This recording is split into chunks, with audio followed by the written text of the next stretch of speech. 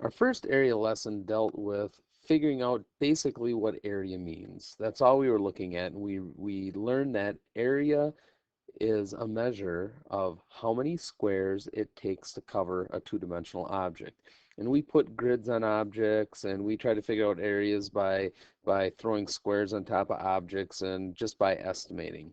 But we all know that that's not how we usually calculate area. Typically, we use formulas. And so in this lesson, we're going to learn 5 really important area formulas that you need to know. And we're not only going to learn the formulas, but we're going to kind of figure out where they come from. So the first shape that we're going to talk about is a rectangle. Now, just about everybody knows how you find the area of a rectangle.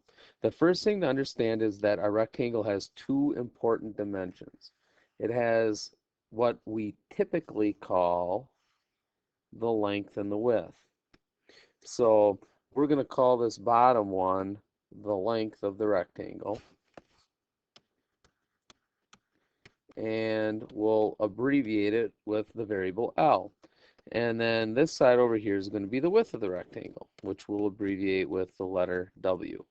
Now we could go over here and we could overlay a grid on top of this like we did before, and we could count 1 square at a time to see how many squares it takes to cover this rectangle. But we all know that's just not a good idea. 2, 3, 4, 5, 6. It just is too much work. So we have a shortcut for figuring out what the area of a rectangle is. All we need to do is figure out how long the rectangle is. 1, 2, 3, 4, 5, 6, 7. So we know that the length is 7 and that the width is 1, 2, 3, 4. So way back when in 3rd grade when we learned how to multiply, we figured out that the area of the rectangle is 4 times 7, which is 28. This is something that we all know. The bottom line is we don't need to count squares in order to figure out the area of a rectangle. All we need to do is use this formula. Now I'm overemphasizing this whole formula thing right here for a reason. This is a super mega important area formula. The formula for the area of a rectangle is area equals length times width. This is so important because it's from this formula that we can figure out the formulas of all the other shapes that we're going to deal with. All right, the second important shape that we're going to deal with is the parallelogram. This is a parallelogram. Remember, it's got a couple of pairs of parallel sides. Both pairs of opposite sides are parallel. Now, when you look at a parallelogram, you have to be a little bit careful when you talk about the important measurements. The 2 important measurements are the length of this side down here, and then the distance from this side to this side. Now, the bottom side is typically called the base of the parallelogram, which we label with the letter B. And then the distance straight up and down at a right angle between the top side and the bottom side is called the height of the parallelogram. Those are the 2 important dimensions that you'll see in a parallelogram. Now what I want to do is this. I'm going to take my pen and I'm going to draw a line straight up from this bottom side of the parallelogram from base to base. And then I'm going to draw a line over like this, and like this. And what I really want to do is I would like to select all of these sides if I can. I don't know if I'm going to be able to do this or not. Let's see, I got to be smart about how I do this. What I want to do is I want to select these things and group them together like this. Okay, I can throw my height back in there now. And then what I'm going to do is this. I'm going to go over here and I'm going to take another color and I'm going to cover up the remaining part of the rectangle with this green triangle so it looks like this. All right. Now, the 2 shapes together, this red shape and this green shape together make up the parallelogram. So if I add their areas together, they're going to equal the area of the parallelogram. What I'm going to do is pull this red shape off like this, and I'm going to take the green shape, instead of putting it over here, I'm going to put it over here. Now watch what happens. The 2 sides match up perfectly. And guess what kind of shape we just made? We just made a rectangle. So the area of a parallelogram is the same thing as the area of a rectangle. So if we think about it, if we were to look at this rectangle down here, the length of this rectangle is the same thing as the base of the parallelogram, and the width of the rectangle is the same thing as the height of the parallelogram. What does that mean? Well, we know the area of the rectangle is length times width. That means that the area of the parallelogram has to be equal to base times height. What I'm saying is that the area of a parallelogram comes directly from the formula for the area of a rectangle. Now you got to be careful because some people make the mistake, and it's a big mistake, of calling this side over here the height. The height never goes at an angle to a side. Notice this is not a right angle right here. This can't be a height. A height has to make a right angle with one of the sides. In this case, it makes a right angle with both of the sides because the sides are parallel. All right, so the bottom line, to repeat it one more time, is that the area of a parallelogram, the formula, area equals base times height, comes directly from the formula for the area of a rectangle. Okay? Now, let's move on to the next shape. The next important shape we all know and love is the triangle. Now, a triangle has two important dimensions. The two important dimensions of a triangle are the length of this side right here, and then this distance from a vertex straight down perpendicular to that side that we started out with. Now, just like in a parallelogram, this side down here we're going to call the base, and this side, or this line straight down through the triangle, we're going to call the height. Okay? A height always has to come from a vertex perpendicular to the side opposite. Now, if we wanted to, we could have called this side over here the base, but then our height would have to go from this point straight down perpendicular to the other side. Any side of a triangle can be a base, but then we have to be careful with how we draw the height.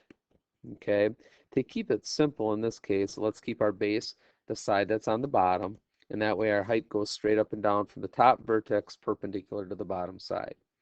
Now, let's look at how we find the formula for the area of a triangle. What we're going to do is I'm going to make two copies of this triangle. Here's one copy, and I'm going to make another copy like this. Now what I'm going to do is I'm going to take both copies down here and I'm going to manipulate them. I'm going to keep this one triangle the same, but the other triangle, I'm going to rotate it all the way around, something like this. Now watch what happens when I bring this triangle over and match it up with this one. Guess what kind of shape we made? We just created a parallelogram using two triangles. Now if you go back up top, this parallelogram, we know that the area of this parallelogram is base times height. Here's the base right down here, and here's the height right here. Notice they're exactly the same thing as the base and the height of the triangle. The only difference is this. The triangle only makes up half of the parallelogram. What does that mean? That means that the area of a triangle can't be base times height. The area of the triangle has to be only half the area of a parallelogram.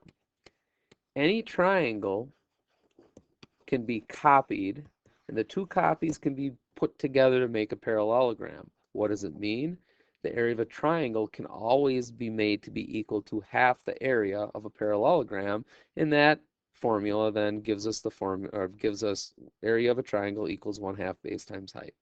So now we've got another area formula to work with. All right, we have two more important shapes. The next important shape is the trapezoid. This is the most complicated shape, and it's the hardest one to remember the formula for. When you look at a trapezoid, there's three important measurements that you need to know. You got these two parallel sides. You got this guy up here, and then this little one down here on the bottom. Those are both considered to be bases of the trapezoid. We'll call the bottom one base 1, which I'm going to abbreviate with a B and a small subscript 1. Now notice I didn't write the 1 right next to the B. I wrote it down below as a subscript. Okay? This top side, the top base, we'll call it base 2, and we'll abbreviate it B2. The other important measurement on a trapezoid goes straight up and down between the two bases. And just like on a parallelogram in a triangle, that distance is called the height of the trapezoid. So there's three important measurements that you need to know for a trapezoid: base 1, base 2, and height. Now this is what I'm going to do. Just like with my triangle, I'm going to make a couple of copies of this trapezoid. So we'll clone it once, bring it down here, and we will clone it twice, and the other copy down here.